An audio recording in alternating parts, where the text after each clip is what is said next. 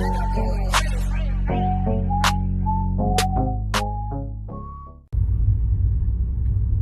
know, I made a post earlier today about don't condemn ignorance because you can become ignorant because of the lack of knowledge. I had to delete it.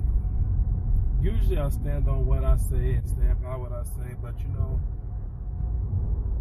the more I try to help people, try to guide people, try to teach people about what's going on and, you know, try to be motivational, I can't help when someone is willingly to be ignorant.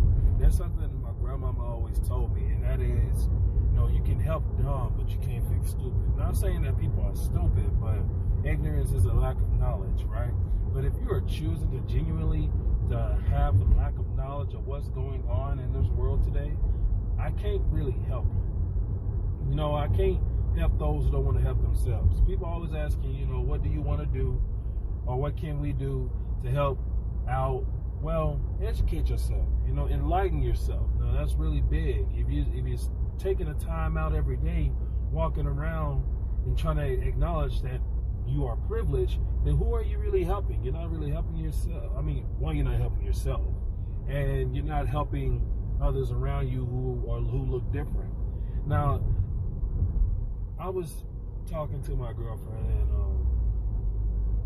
she made a post, and everybody's seen this post, I hope so, that they're placing bricks in the cities and everything like that, hoping that people will grab these bricks and throw them. And there was a guy who just jumped on there.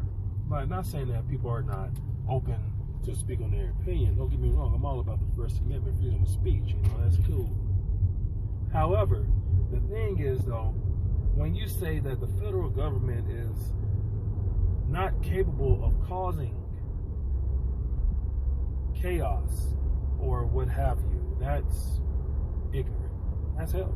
Because if you really look at the history of how a lot of assassinations have happened, you know, call me conspiracy theories, but there's been proven fact about JFK. There's been a court case about Dr. Martin Luther King, and how Coretta won the case because the government wanted to settle because they wanted to keep everything on a hush. But we don't want to talk about that now, are we? Or we could talk about the fact that how they planted the assassination of Malcolm X, but what do I know?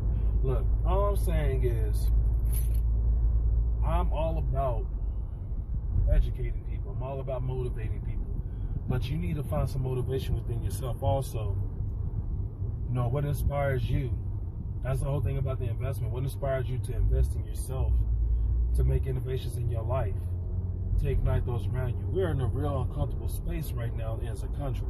And if you're not willing to take the time out to see what inspires you, if a man dying on a camera doesn't inspire you to invest in yourself, to educate yourself, which is also making innovations in your life, you know, making new changes in your life, to help those around you, then you're a lost cause. Period. And if you're not going to take the time out to educate yourself so you can, or ask questions, you know, educating yourself comes with reading books, reading history, but it also comes in asking people that for the positions they're in, teach me.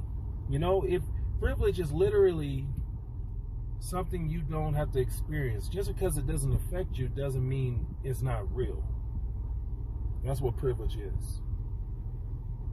Not experiencing something and ignoring it because it doesn't affect you.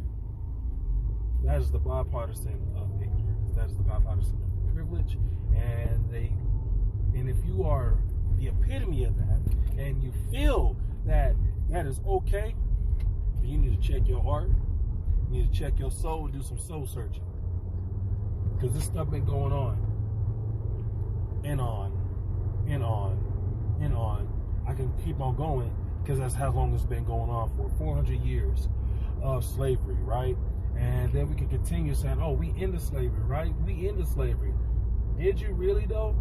Because it can be very subtle if we want to talk about the systematic oppression or the industrial oppression or that glass ceiling or the glass escalator or what have you, whatever the case may be. You can't ignore it. You can't act like it doesn't exist, because all you're doing is perpetuating ignorance. So again, what inspires you to invest in yourself, to make some innovations in your life, to ignite those around you? If you want to take the time to be bullheaded and be stubborn and be ignorant, then I know what side you're on. We know what side you're on. And my only advice for you is, God bless you.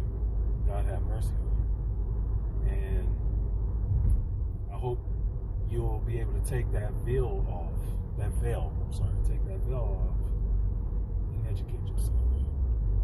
Because if you want to continue doing and willingly be ignorant,